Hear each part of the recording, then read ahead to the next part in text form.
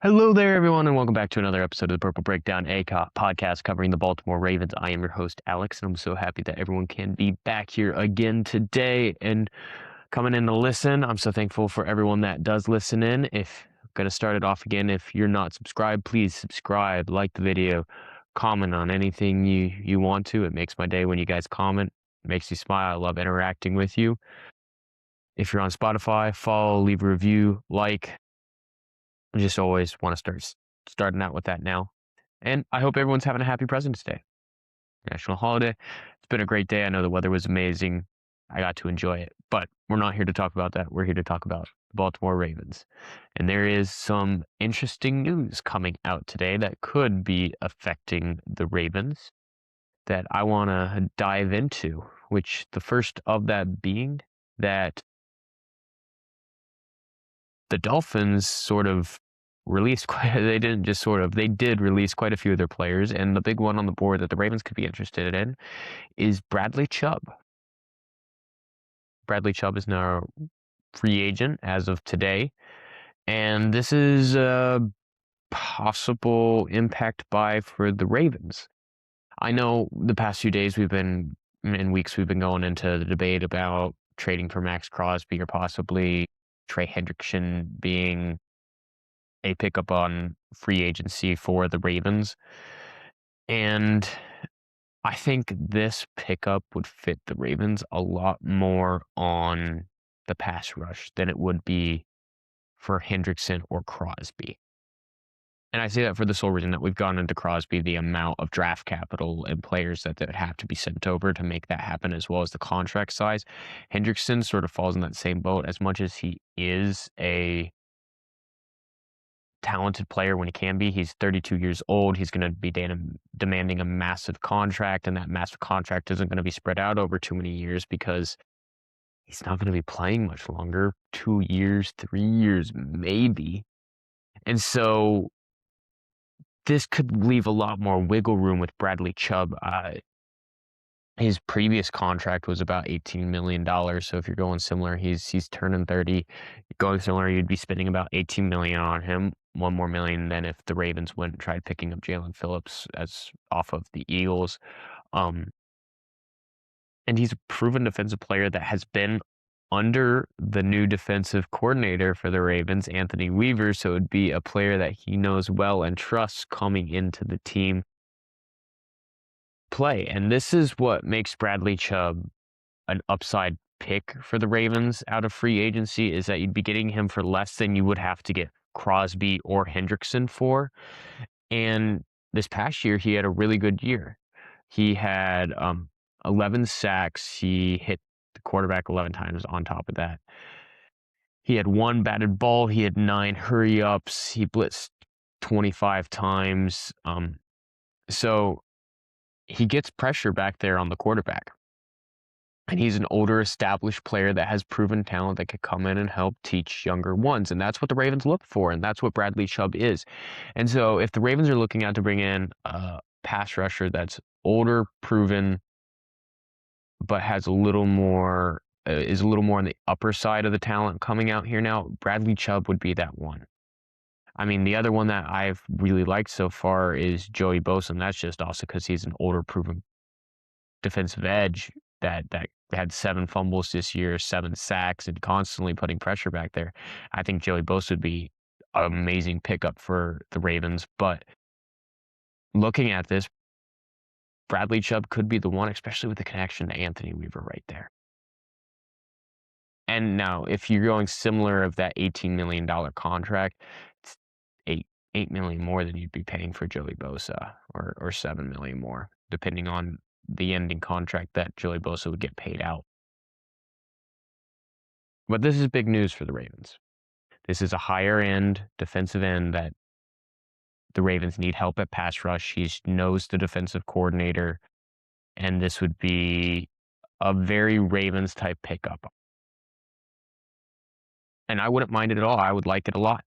I think this would be a great one, and I think it's way better than going for Max Crosby or for Trey Hendrickson. I'd much rather see them go for Bradley Chubb than either of those two. Now, The other news that's come out also with the pass rush is that the Ravens have been named or predicted is a better word of saying it, predicted for trading with the Giants for Kayvon Thibodeau. We all know John Harbaugh just got hired as the head coach there. The Giants are in a little more cap space problems, and they're needing to open up cap space. Thibodeau is going into the last year of his rookie contract, so projection is to open up cap space. The Giants would be trading him away. He hasn't lived up fully to what he was expected to do, and the Ravens could possibly take him up. And I know the projection is a 4th-round pick for Kayvon Thibodeau, so you're not giving up too much. The Ravens have 11 draft picks, and this could be just giving up a 4th-round pick for an upside player because Kayvon has shown flashes of what he can do. Sophomore year in the season in 2023, he put up 11.5 sacks. Now he's gone down since then. In 2024, he had 5.5 sacks, and this past year it was 2.5 sacks. So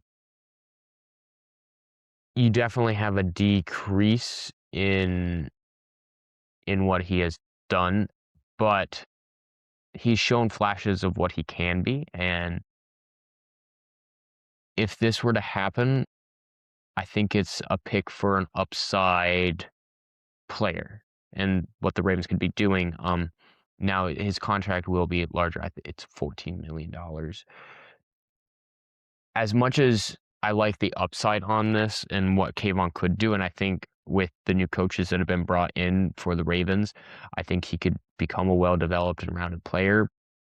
And this would go into that you don't need top level talent, because I'm not going to say he's going to be a top level defensive edge that is going to constantly be sacking the quarterback. And, he's going to have a year where he's going to have 13.5 sacks and,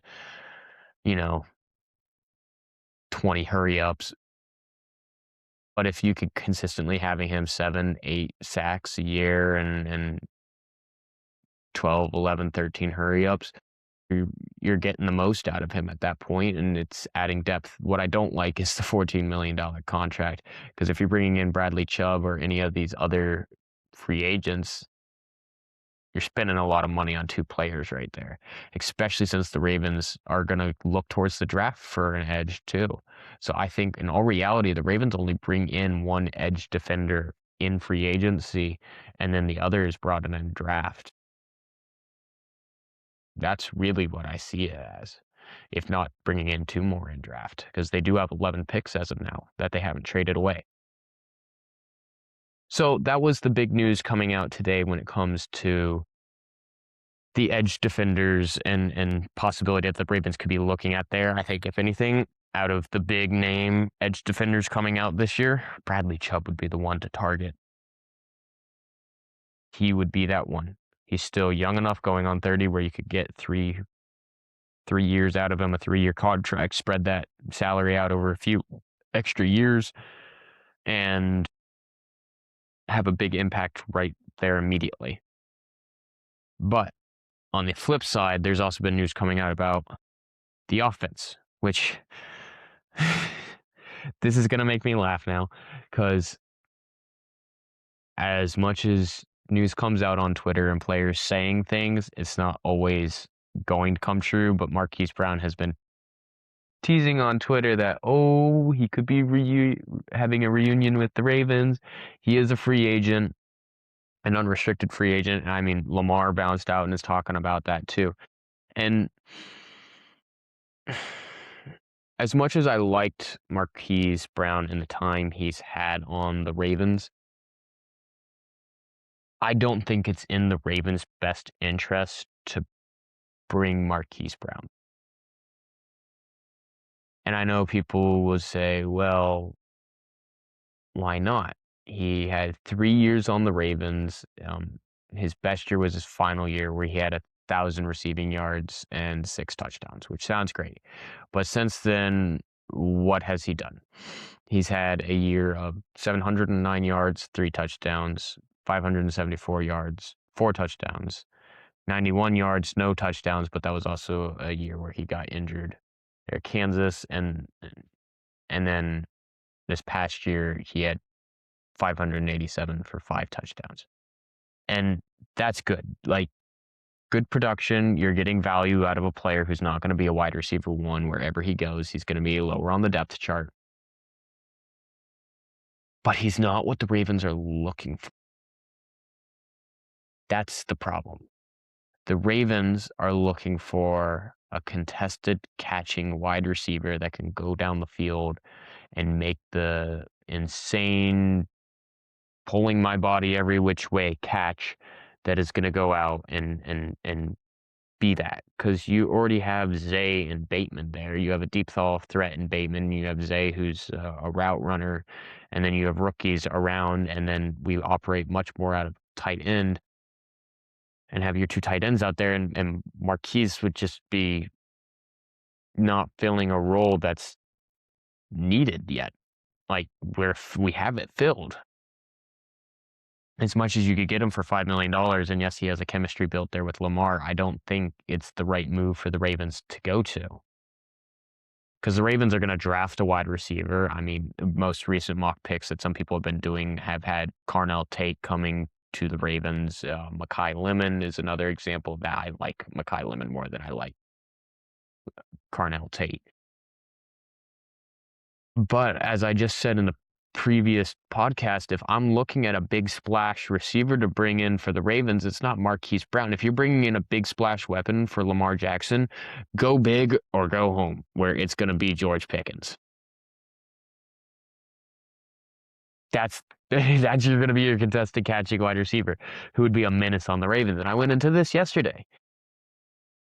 And there's nobody better that knows what George Pickens can do than other teams in the AFC North that have had to play him twice a year and watch him make these insane catches consistently on their defenders.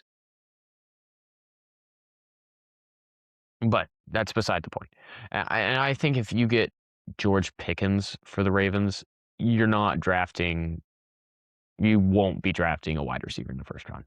And I still don't think that the Ravens should draft a wide receiver in the first round. I think they should go focus on the trenches first and build up on the trenches. And that's going to be, I say, defensive first, and I would rather see Peter Woods, but I have also seen Iona from Penn State guard coming to the Ravens, but I still think it's better to get a high upside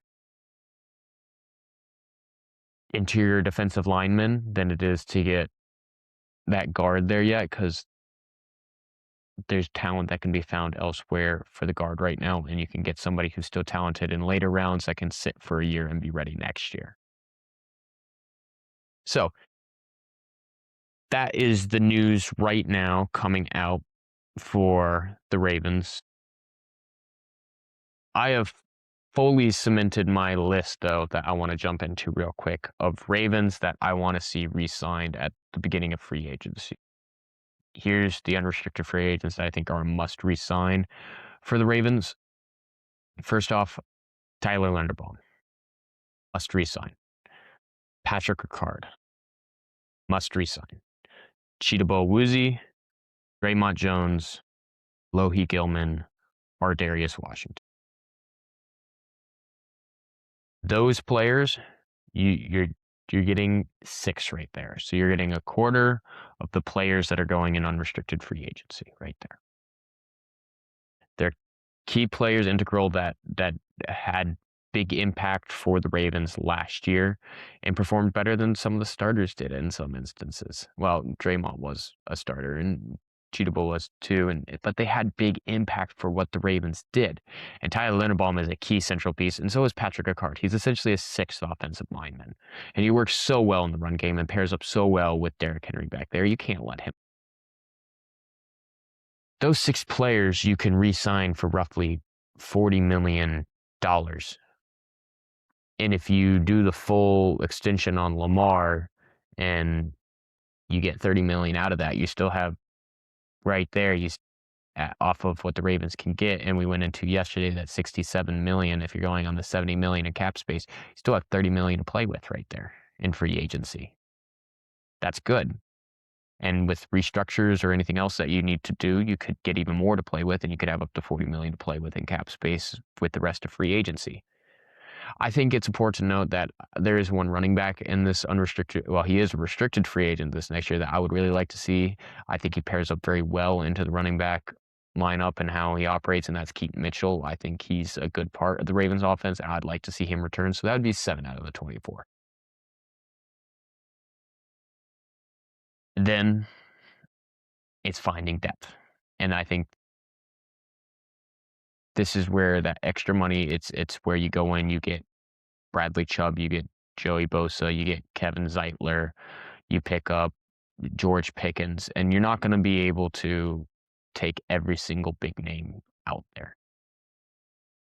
But there's one thing that I do love about DeCosta is that he can work around and find negotiations for fixing contracts and not fixing contracts, but working around the cap space and structuring in such a way that the Ravens work very well with it. And this could be one of those things where you pick up George for 30 million, and if you have 10 million extra left over there, that's when you pick up Kevin Zeitler, and then you restructure one person's contract or two contracts, and you open it up enough for Bradley Chubb for this next year or Joey Bosa, and then that's now your 3, and so you got 10 out of 24 coming in, and then you have 11 draft picks that'll expand out, and then that's your next generation coming in to help bring the Ravens. Well, that is what I wanted to do today. I wanted to talk in a little bit about the big news that has come out and the rumors that are starting to fly around, and not just rumors, but releasing of players, possible trade targets. We'll be going in more. I'll be really looking like if the Ravens cannot re-sign Cheetah Woozy and Alohi Gilman and Ardarius Washington, we'll need to go into adding who could replace them. But I think those players are very easy to get back. They won't be costing much. I mean, Alohi Gilman and Ardarius Washington, you could get the two of them for 6-7 million combined. And Chidobe Awuzie isn't too far off. I mean, you could be getting him for 1.3, 1.4 million for the next year. So you're not spending top dollar on them, but they're good impact depth pieces to keep there that are proven talent that are going to be there with the players that you're asking to step up and make that next step forward, like Nate Wiggins, like Malachi Starks, and so on. And so we're going to be watching this as we get closer and closer to free agency. And when it opens up on March 11th, I will solidify a board of the full free agent targets that I think the Ravens should acquire, and that will be out by the end of this week. We'll do another mock draft this week, and we'll keep up with the existing news that continues to come out. I'd like to thank you all so much for joining in today. That's all I have for you today. I'm going to ask again, if you're not subscribed and you're really enjoying the content, please subscribe, like the video, share it, leave a comment. It makes my day. I cannot stress how much I smile when I see that somebody has commented, because it's like, I love talking about this. That's why I made this podcast, is because I love talking about the Ravens, and having you guys come in and chat with me about it makes my day so much, because I'm like, oh my gosh, I get to talk with people about the Ravens. That's why I love doing this. If you're on Spotify, please follow the podcast, leave a review, leave a comment. I can't thank you all so much enough for joining in and listening and tuning in. I can't wait to make another podcast. I'll keep it going. Have a great rest of your day. I will see you all next time.